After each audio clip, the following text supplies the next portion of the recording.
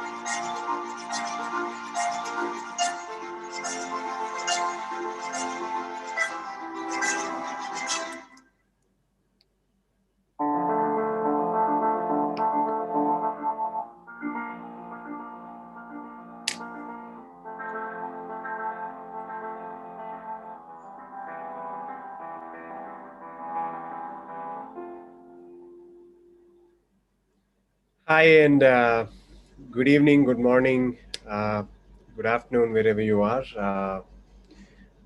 Everyone, welcome to the second episode of the Career Vision webinar series by Training Vision Global Education.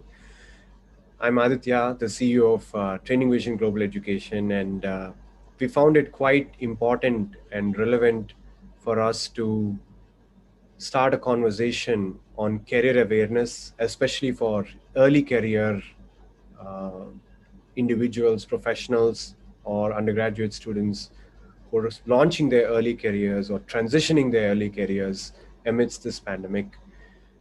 Unprecedented times require us to take unprecedented measures, and with the future being accelerated with the digital transformation, with the globalization, uh, and the digital economy here, we found it to be imperative for us to start this conversation and bring together a series of thought leaders, industrialists, and subject matter experts to engage with the youth, with the young professionals in this regard. And today, I'm so excited to have someone who's going to introduce himself, but someone I've known and I've been working with, and is a great inspiration to me as well personally, and who's going to talk about top 5 core skills for global employability. And so, welcome, and over to you, Nicholas, to take us through. Thank Yeah. you, Adia. Thank you for the kind introductions. Hello, everyone. Thank you for being here today, whether you're over in India or across the world. Greatly appreciate you being here with us, especially during these unprecedented times. Today, we're going to be talking about something that I'm quite passionate about. Spent most of my career studying, is the core skills, 21st century core skills for global employability. And what I hope for most of you today to take away from this is what are the skills that not only should you think about when you go out into the world and start working in the organizations, but also thinking about, is this something that I need to work on? Is this something that I am ready for? And that's something we would talk about as well towards the end of the webinar. So yes, Let me also jump in here, Nicholas, and just add a little bit about Training Vision Global Education. So, Training Vision Global Education is the subsidiary of TVI, or Training Vision Singapore, which is the leading private higher education and skill development organization from Singapore. With 3 decades of experience in corporate training, skill development, professional development, we curate and train in 21st century employability skills and skills for career excellence, professional certifications to advance careers for career mobility. We also offer world-class higher education, undergraduate and postgraduate diplomas and degrees uh, across the world. So this is just a little bit about us, and we're a mission-driven organization. For us, it's really important to live, to learn, and to make a difference. And having you here, Nicholas, is our little way of making a difference to improve on the career awareness and hopefully inspiring some of our viewers now to, and perhaps later on their core skills. So back to you. Thanks, Adia. Uh, so for me, my name is Nicholas, as Adia has already mentioned. I'm actually a registered IO psychologist based out here in Hong Kong. I'm the co-founder of Vision One, which is our company, which is a business subsidiary actually of Training Vision, and the head of psychometrics. At Vision One, it's again, is a business subsidiary of Training Vision. And what we do there is actually help organizations identify the best talent using the learnings that we've gained through the 30 years in Training Vision as a HR, human capital. What is it that makes humans perform better in the organization, and transmitting that information and that knowledge to our clients. So before we talk about the core skills and the relationship with global employability, I would like first everyone to kind of take a moment to get some movement going. I want you to find a pencil, and with your non-preferred hand, try and write your name. And while you're doing that, if you're doing that at home, take your time. But I want you to start thinking about how the experience is making you feel. Is it difficult? Does it feel unnatural? Does it feel uncomfortable? And then try with your preferred hand, your dominant hand. How does that feel? How does that contrast with your non-preferred hand?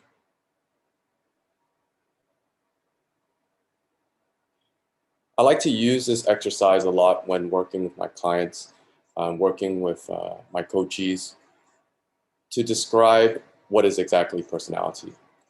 And personality in of itself is actually quite foundational when we try and understand human beings. Personality is described to be a stable trait that affects how we think, feel, behave, and see the world. And what that actually means is that when with our personalities, it kind of dictates what we feel is natural to us, what comes comfortably, what do we see as a strength. And with that personality, it then affects how we behave and ultimately affects how we work.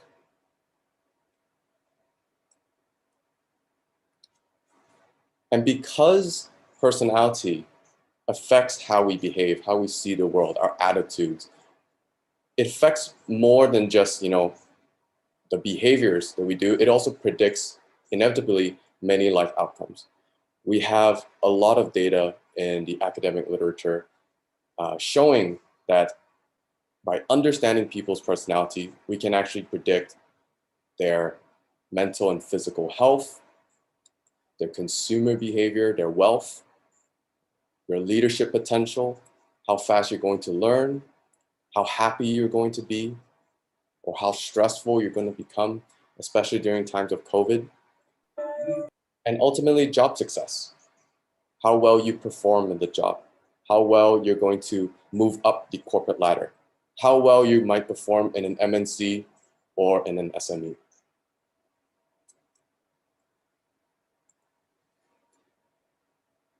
And what HR and in human capital and what we've learned in Training Vision is that when we understand the human being behind the CV, the person and their individual characteristics, we can then really set them up for success by putting them in an environment that not only plays onto their strengths, but also work on the areas that they personally might feel less competent or unnatural. And with proper training, proper guidance, we then are able to unleash their full individual potential. And for HR and for organizations that you might come across, this is imperative. Understanding you as a person, understanding your individual characteristics, understanding your personality. Companies are not only looking for people to know how to do the job. That's easy.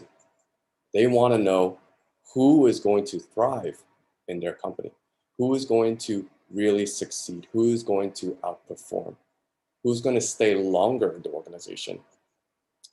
And really, they can only do that when they understand the person's personality.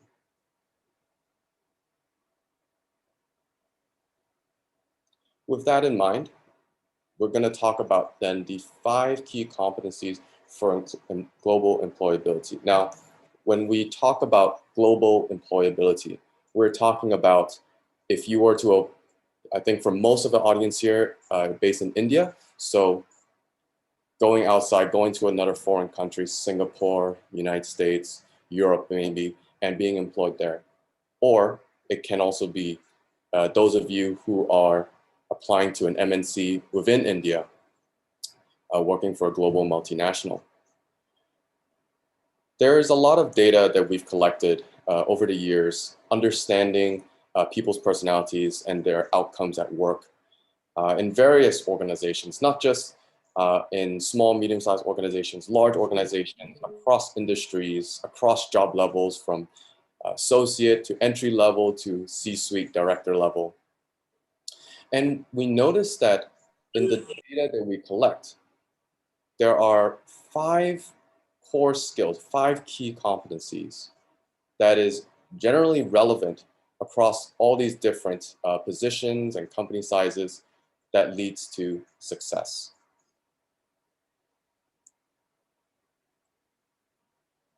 The first one that we see is called what we call conscientiousness.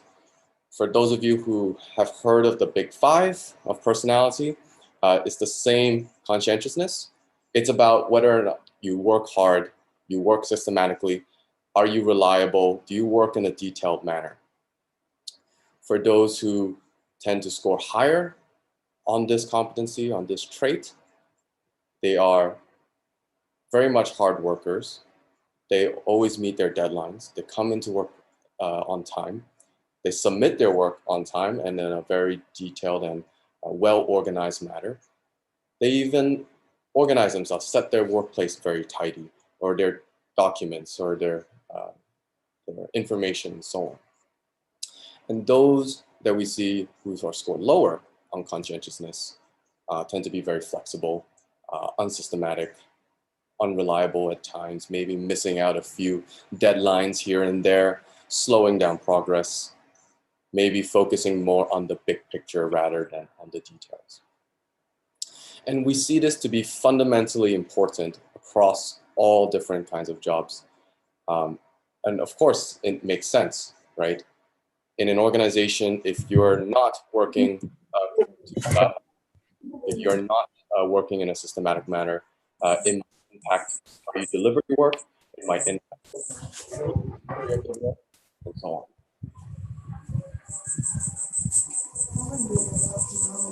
on. Sorry about that. Vishwa, can you mute yourself?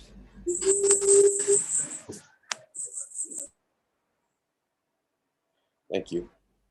I think a very good example of someone who displayed very high levels of conscientiousness is Kobe Bryant. For those of you who don't know basketball or are not into the NBA, Kobe Bryant is a very famous basketball player. I think the second most famous basketball player than Michael Jordan. And In his autobiographies or when people talk about his work ethic, you can really see the meticulousness, the detail-orientedness, his drive to put in the work, to get results. Sleeping only 4 hours a night, going to the court, dribbling drills, shooting drills from 9 to whatever time, and always doing the same thing every day, keeping to his schedule.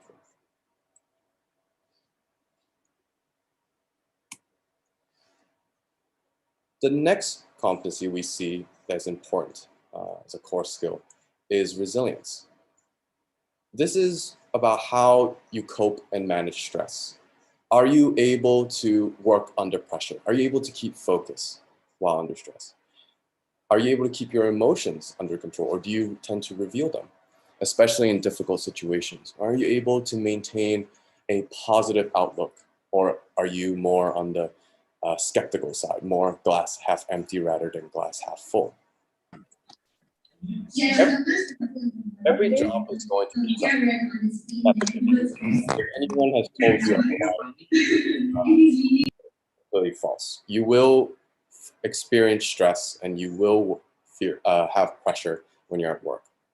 The ones that tend to do very well are the ones that are able to manage those stressors, able to cope with those stressors effectively, and ultimately perform better when under those stressors. People who tend to score higher on this area, again, are calm under pressure. They can relax quite easily. They're emotionally controlled, and they're quite focused. Those who score lower, they tend to worry a lot. They feel tense. You find them gripping their hand very tightly when they're working, or their shoulders start shrugging up when they're at work. They can also react quite emotionally to stress. And oftentimes you see them finding it very difficult to work while under immense stress. We also see actually individuals who score higher on resilience to feel less pressure when they're in an interview or when they're doing an assessment. Conversely, those who are lower, they tend to be more nervous, they get scared a little bit easily when they're in an interview and assessment. Something to keep in mind about and see where are you on this spectrum. I think here is a great time to acknowledge the healthcare workers that are dealing and fighting the COVID pandemic. We tend to find that individuals working in the healthcare sector are higher on resilience. They are more, they're not more comfortable, but they are generally more comfortable working under stress in comparison to the average person. They're able to keep focused better and sometimes even work more effectively when under pressure than the average person. And I think this is, again, a very important consideration to make. For a lot of you, if you choose to join a large MNC, you may really feel the stress. Sometimes you hear people talk about corporate culture, but it's like it's a real hit in the face. But it's also important to remember here that stress for one person can mean stress completely differently for another person. For some people, workload is a stressor. But some people are also workaholics and they find work completely fine. Maybe for them, there's other stress. Maybe let's say introverts tend to find social gatherings quite stressful. We also see some people find leadership roles quite stressful, maybe because they don't like to be in positions of influence or position of power. So stress comes in many, many different forms, and it's good to acknowledge that here when you're reflecting on whether or not you are higher or lower in this area. Stress for one person may not mean the same thing as for another. The next core skill we saw that's important is the conceptual thinker. This is a person that tends to engage in very creative thoughts. They are innovators. They love to approach things with a new perspective. They love to learn about new ideas and topics that could grow their expertise. They want to come in with some radical insight, things that is going against the norm, challenging the status quo.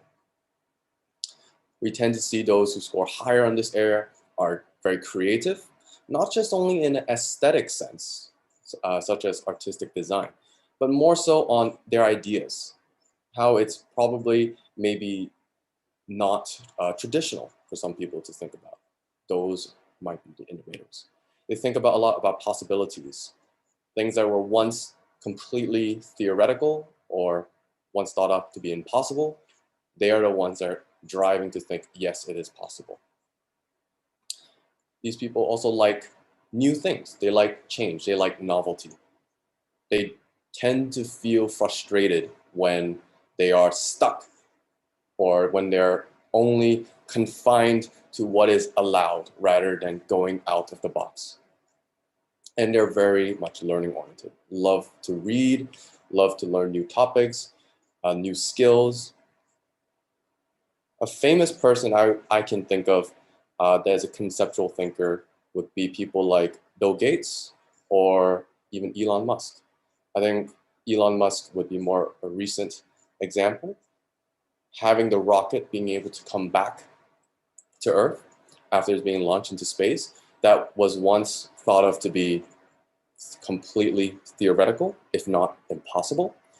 But he was a man that was determined to engage with the possibilities, to apply the theoretical concepts and make it a reality. And organizations find that how they grow, especially when they're engaging in growth, or you hear things like intrapreneurship instead of entrepreneurship, intrapreneurship, these are the conceptual thinkers trying to go outside of the box and look beyond.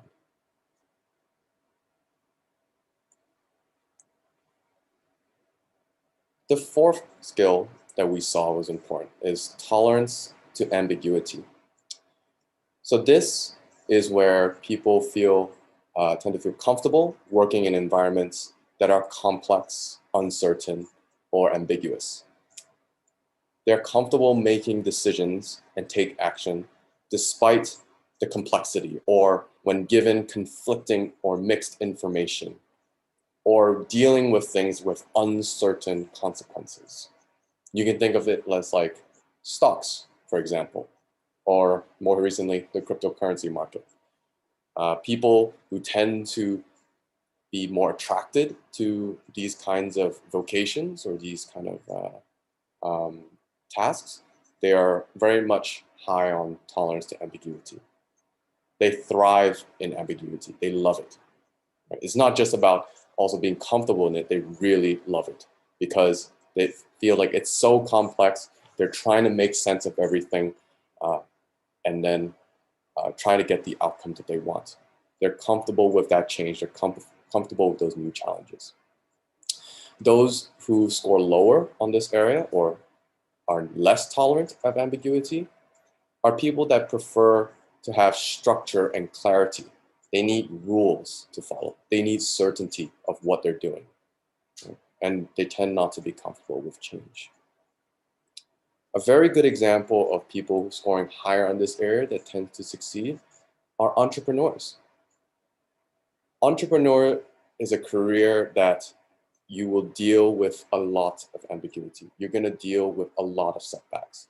You're going to deal with you're going to go into areas that may not have a very clear and crystal outcome, right? Because for an entrepreneur, you're going out there into the unknown. You're trying to create something new that has never been done before. And so the rules may not be clear, the information may not be sufficient, and you have to deal with what you get. You have to deal with that complexity. You have to deal with that uncertainty. And we see those people, entrepreneurs, higher on tolerance to ambiguity, tend to succeed. I think in this, it's also good to point out in COVID, those organizations or those individuals working on organizations that are still with us today, unfortunately, a lot of them went bankrupt or had to close down during COVID. But those that stayed and those that succeeded through this turbulence are higher on tolerance to ambiguity because they understand that they're in a very ambiguous very uncertain environment, and they have to make sense of it in order to succeed, in order to live.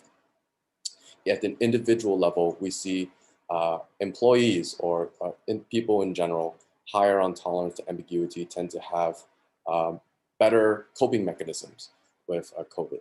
They are not as stressed. Right? Ambiguity is also a stressor. They tend to do well, and they're not at the highest level of happiness, but they are happier than others, especially those who are lower on tolerance to ambiguity.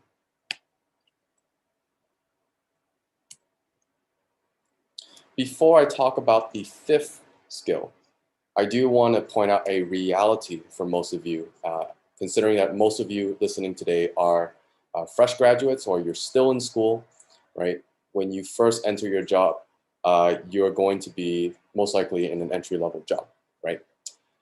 The reality is that when you first enter your job, most likely you're going to be focusing on tasks that leverage on your technical skills, your know-how, right? Might be based on your degree, based on your coding skills, or other technical skills that you might have acquired and you're applying in the job. You're going to be focused on those. You're going to focus on those. But after a few years, some of you might get promoted. You might be promoted for your the work that you've done in the past in your entry-level job, and now are in a management position, a position of leadership. You are being rewarded for your technical skills by managing other people to do well on their technical skills. An important consideration for all of you that a lot of HR people don't tell you is that your context, your responsibility has now changed, right? You're no longer doing the technical work. You're actually instead managing other people so that they can do their technical work in an effective manner. And when that happens, the requirements of you, the characteristics required of you to be successful in this new role has changed. And the most common competency, the most common skill that we see here then when you get promoted as important is leadership. So leadership, I think, is pretty self-explanatory, as most of you have heard of it before. It is having the ability, having the preference, the behaviors to lead other people, giving others clear direction, able to influence, persuade your subordinates, your teams, your stakeholders towards a common goal and objective. Those people who tend not to like leadership roles or lower on this area, they prefer to let others lead. So they like to be a follower or blend in the background rather than being the person on the podium telling other people what to do. And they're not really focused on influencing people. They don't want to fight others for power. They're not interested in being in a position of power or position of influence. Do you need this skill to be successful or to be globally employable? I would say yes and no. This is a competency that we tend to find is important because for most of you, you will be promoted. But then when you do get promoted, it becomes a question for you, do you want to hold that responsibility? And I think it's important to consider that now so that you know how your career is going to grow and develop.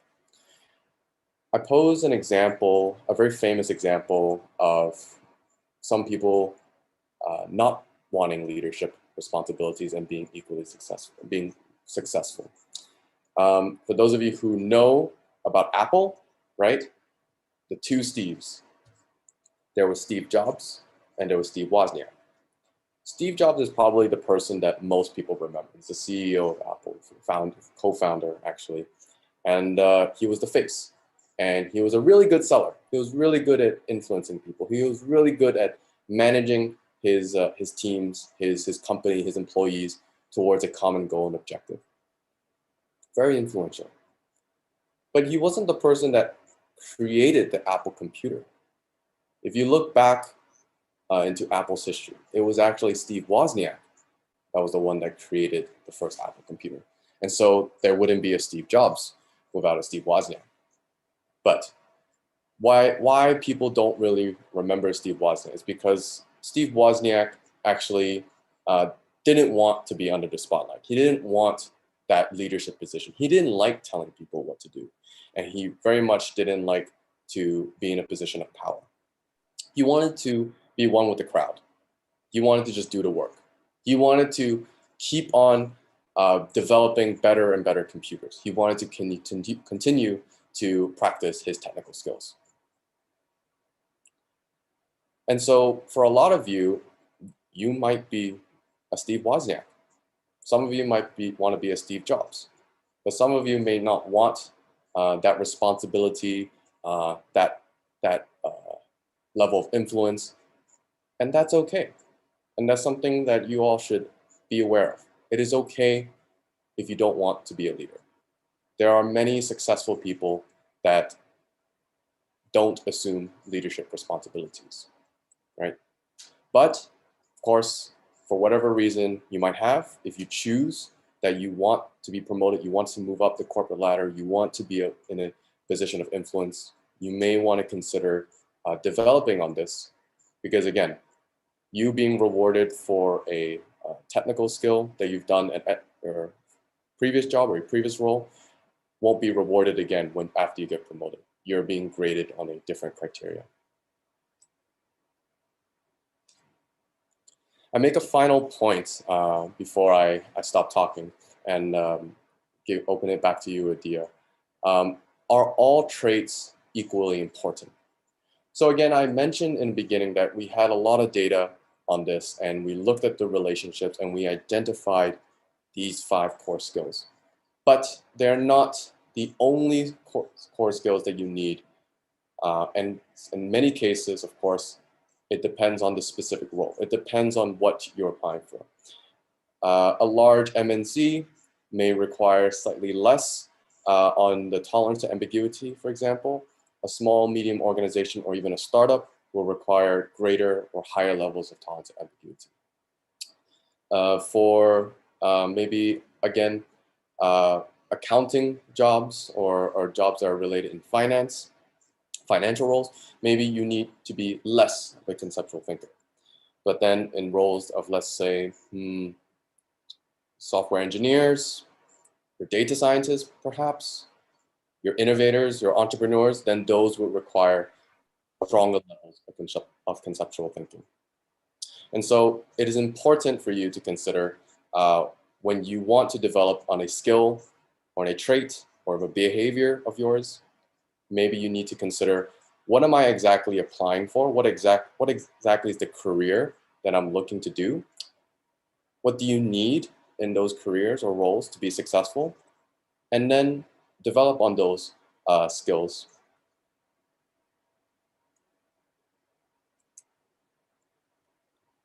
And with that, I'll stop talking here and pass it back on to you, Adia.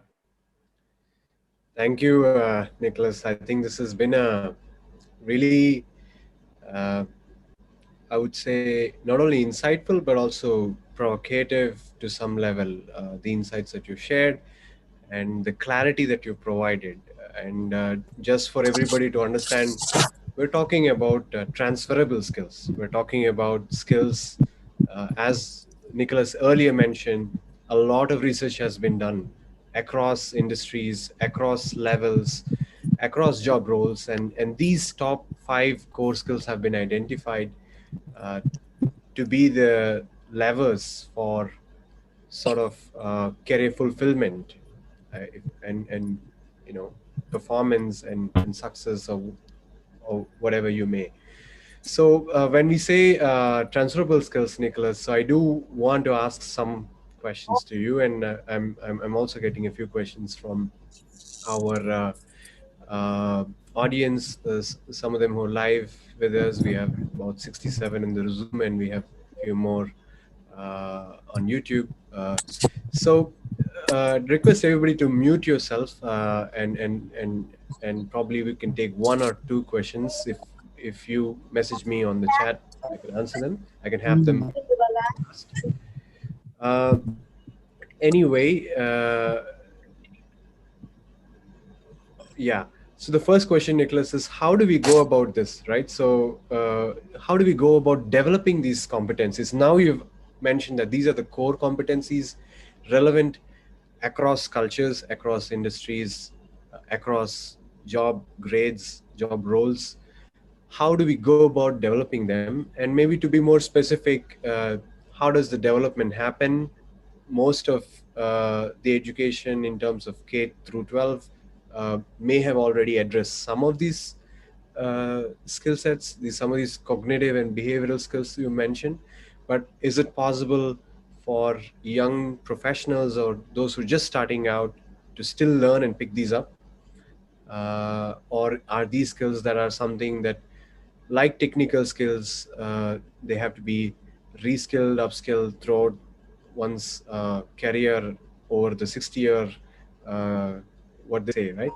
So if you could give some insight on how they should be developed, how long they should be developed, in what ways, in a self-learn manner or in an organized educational environments like TVI or Digital Academy, what we could do, if you can give some insight. Uh, Thank you. Right. Thanks, Adia. I, it's a very good question, and it's something definitely asked a lot. Uh, we have a saying in psychology. How many psychologists does it take to change a light bulb? One, but the light bulb must want to change. So when we talk about these core skills, these transferable skills, right? They're very much, again, rooted in our personality. How resilient we are, how conceptual, are we a conceptual thinker? You know, how conscientiousness we are. It really much is driven by our personality. And I see this to a lot of my clients. You know, people drive business, but personality drives people. And so first, for as a student, as an individual, as an adult who is looking to upskill themselves or change careers, you must first ask yourself, do I want to change? What is the reason for my change? What am I? How motivated I am to change? And once you have that, once you've identified that you have the motivation, okay, now we talk to the second part about how do we engage in this change. Then comes another thing that comes to my mind, another thing in psychology that we talk about, are people plaster or plastic? The idea is being, are people's personalities fixed and stable, or are we able to change it? And I tend to fall in the camp of in between. Again, it first depends on how motivated you are as an individual to change. Nobody can force you to change unless you want to change yourself. Then once you have that commitment and you've understood where you are you lower on tolerance of ambiguity or higher? Are you lower on conceptual thinker? Are you lower or higher on conscientiousness? Then you need to understand, how do I engage in the change? And that comes with having some sort of structured learning. You know, there's a lot of information out there, especially with the internet. There's a lot of people that are providing, you know, information, bits and pieces on how to change. But really what people need to engage in long-term sustainable change, right, is having a structured learning protocol, a learning development program that can not only give them the knowledge, right?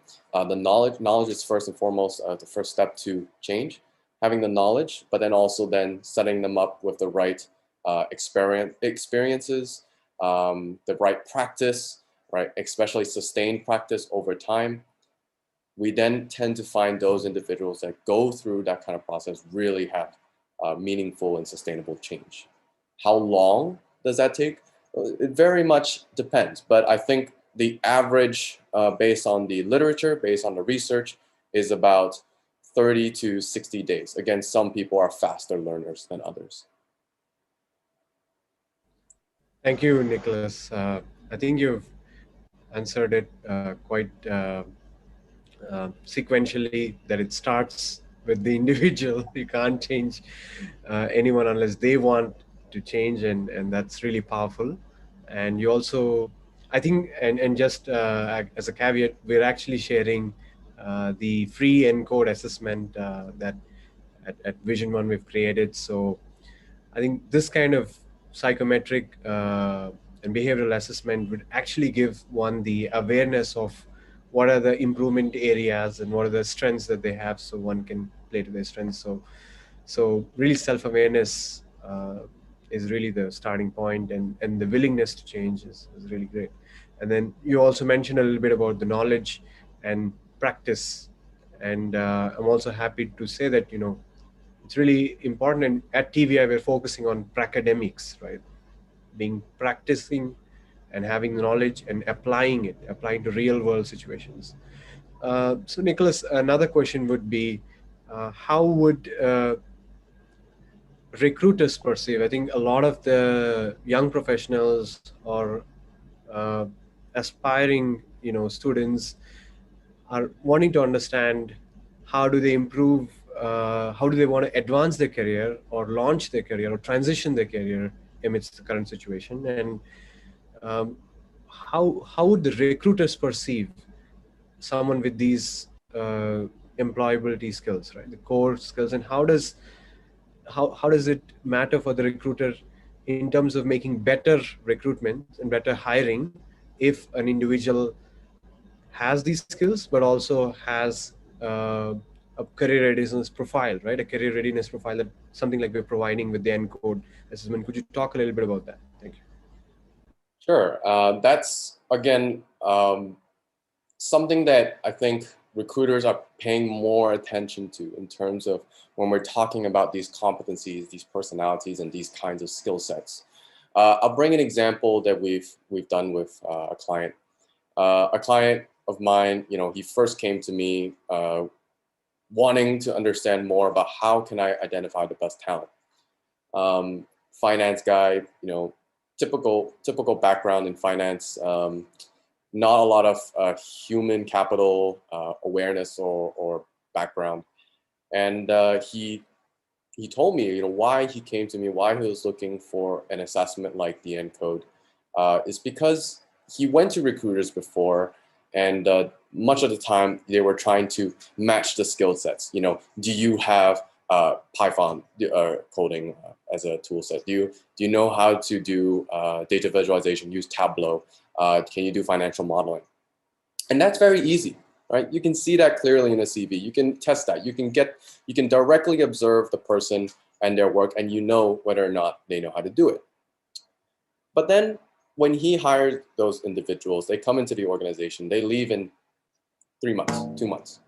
And the main reason a lot of the time why they leave is because they're just not a right cultural fit, right? They're causing tensions between people. They're causing problems. They're not delivering work on time. They don't hold the same values as the organization. They don't hold the same mindset, or they're not team oriented. They can't handle the pressure. And a lot of this is stuff that you cannot see in a resume. You can't see it in a CV. And so when recruiters now, what they're trying to do, especially the big recruiters out there in the market, they assess for people and their personality, their skill sets, their competencies, and making sure that does this candidate have the right competencies that matches what the client is looking for? Are you a team player? Do you prefer to work, or do you prefer to work alone? Are you flexible, or are you very structured, right? Things like that. And it just helps the recruiter find better people for their clients. But also, having said that, understanding the candidates, their personality and what their style is, what is their natural work style, that's important for the candidate too, because you want to find an organization that fits the candidate. It's not just candidate fitting organization. So I think there's also a reverse trend that's happening in recruiters. It's not just focusing on putting the right person in the right organization, but it's also actually the other way around, finding the right organization for the candidate. Thank you, Nicholas. Just another question now from, once again, the candidates side of the story, right? And when you talk about these core competencies, which are layered on top of technical skills, which are probably garnered from their educational background from a university or anything. I think many of uh, I think in the audience here, I see a lot of diversity, definitely from different universities, different quality of educational background. So how does it matter to someone? I actually have seen cases where there have been dropouts with such employability skills, these core skills, doing very well in the startup or MSME sector, you know, and developing the leadership skills, right? And I've also seen some of the uh, really pedigreed, if I may, individuals from some of the best universities with really out of the world technical expertise, unable to perform some of the, for example, leadership skills. And I'm not, these are probably rare examples, but this does happen out there, outliers. So how does one approach development of these skills, and what is the role of the individual? If you could dwell a little bit on what is the self-directional aspect of developing these skills, and how can also one engage with environments like organized educational institutions like universities, or for example TVI's online academy itself, right? How can they engage with such environments, and what role does one's self-learning and one's guided learning or instructed learning, live training, have to play in developing these competencies? And how can this kind of an approach to development even the odds, right? Even the odds for someone who hasn't fared so well, and for someone who's has fared really well, who's really a technical expert, like that finance person, but wants to up their game. Yeah. I think it first, so thank you for your question. It first comes with what you, if you're in already in an organization, right, and you want to know, and you're thinking about being promoted, right? You're thinking about being promoted to a leadership position. I think it's important to first understand what exactly is defined as successful leadership in your organization. Every organization has different interpretations, different ideas of what successful leadership is, again, based on context.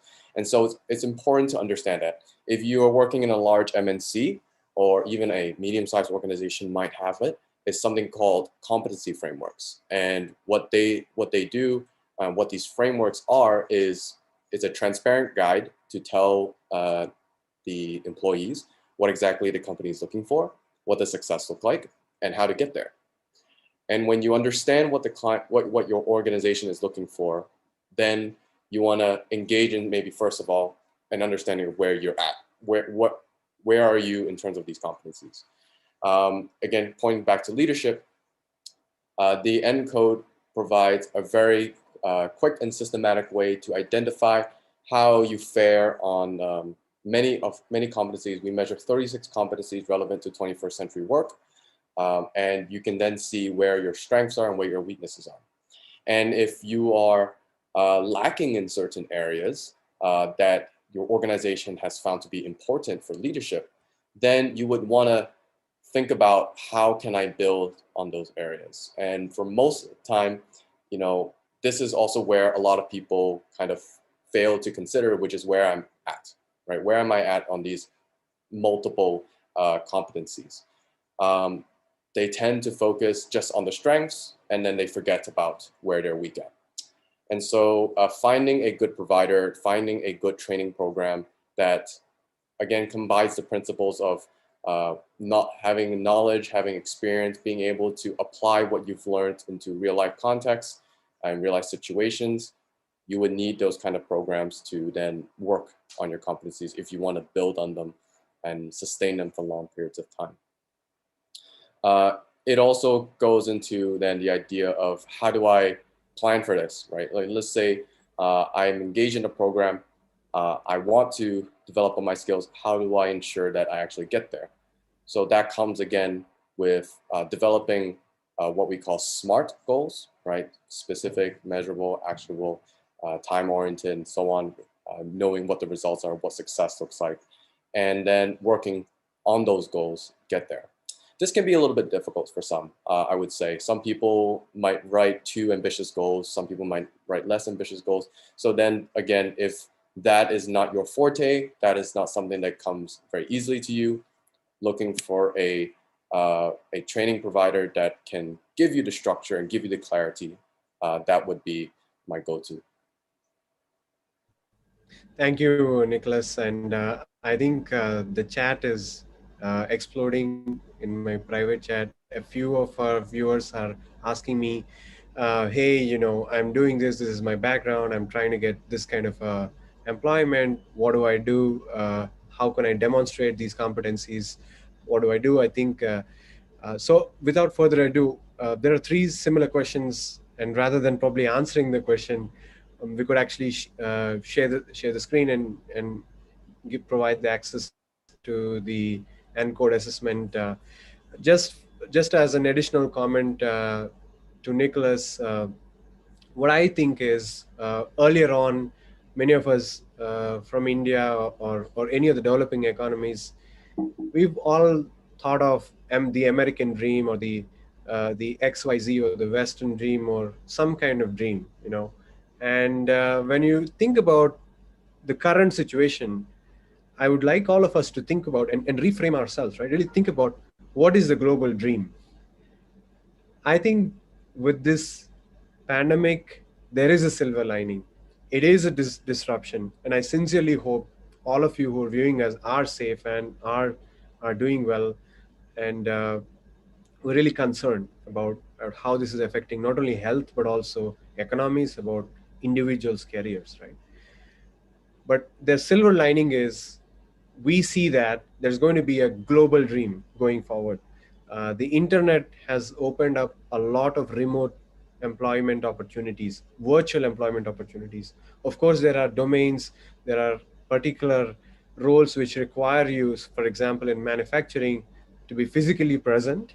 And those are the exceptions. But really, the digital economy and the services economy are really opening up. And the world is literally your oyster today. And while urging you to think about this global dream and this global aspiration and global competencies, I also want to share a little bit to those who asked us the specific questions. How can I differentiate myself in an interview? What can set me apart? We're launching the Enable program. The Enable is a 21st century global workplace readiness certification from Training Vision Institute, Singapore.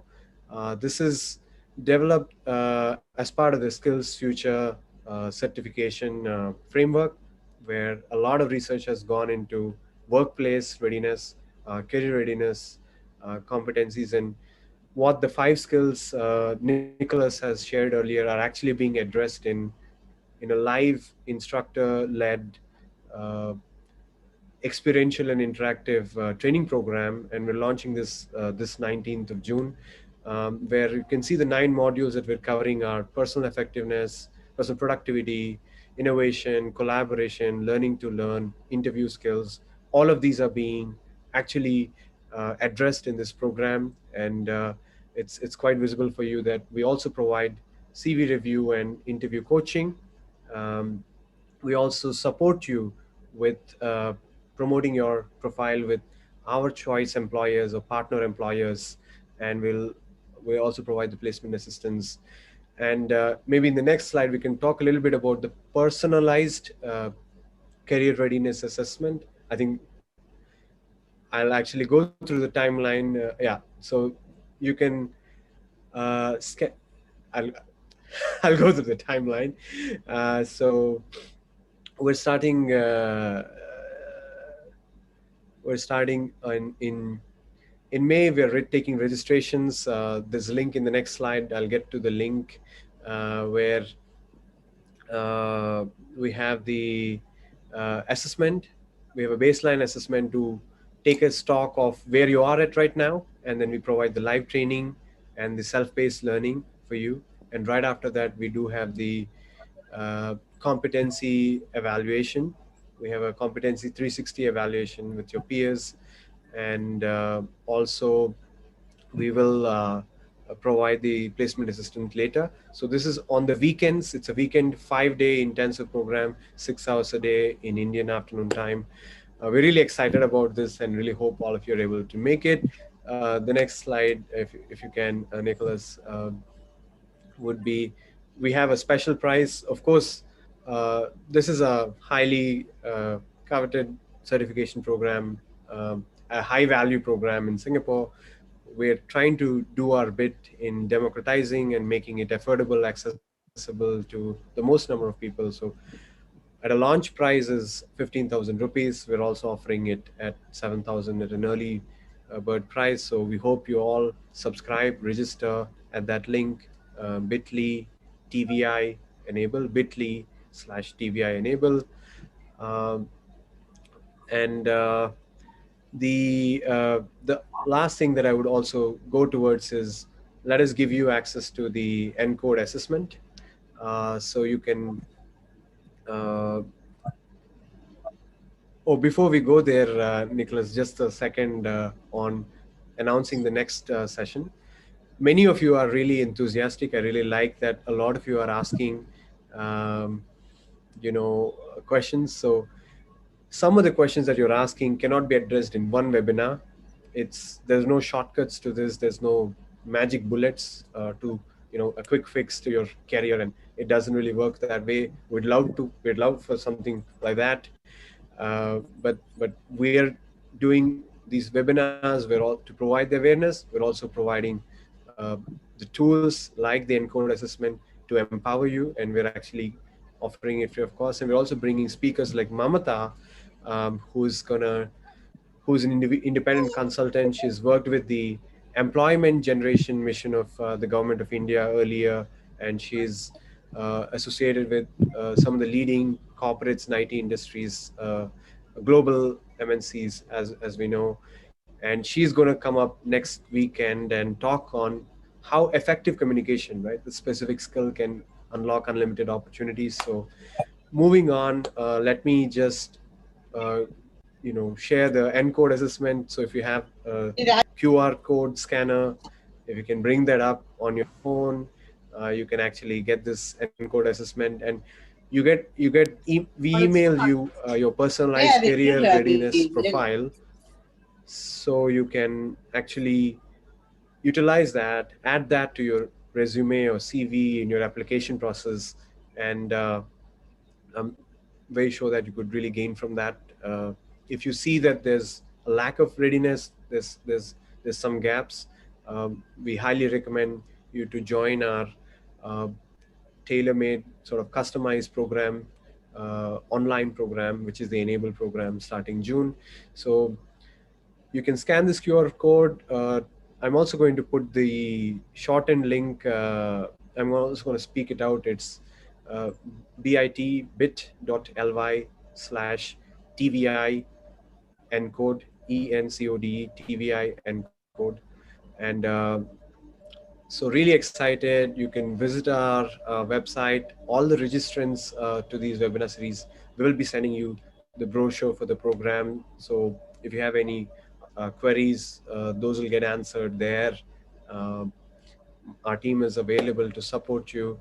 And once again, I really want to thank Nicholas for your time, for your efforts, and for giving such an insightful. It felt like an espresso, if I may, the kind of keynote that you've presented today. So thank you for all the participants who are viewing us live or viewing this later, for lasting this long, and really hope that you're able to join us, and really help each other, um, and make the most of the opportunities amidst this crisis. So if you can go to the next slide, Nicholas, it'll be a summary of some of the call to actions that we have.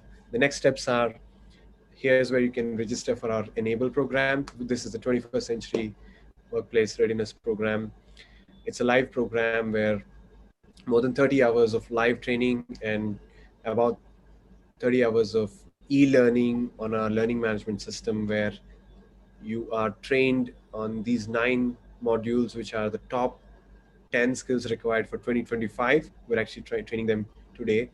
And you can access the career readiness assessment from Vision 1, bit.ly/TVI and code. And so stay tuned for the next webinar with Mamata, who's going to speak on effective communication. And I'm also going to put a teaser out. We also have someone who's going to do a really interesting workshop on self-awareness subsequently. And she's also a best-selling author and a facilitator. So um, we're I really love how someone from Hong Kong can come in and connect with us and give these insights. And someone from Europe can connect, or someone from India can access. So while there's this crisis, we're also living in this abundance. And stay in touch, stay tuned, and thank you, and have a good day wherever you are. And thank you, Nicholas.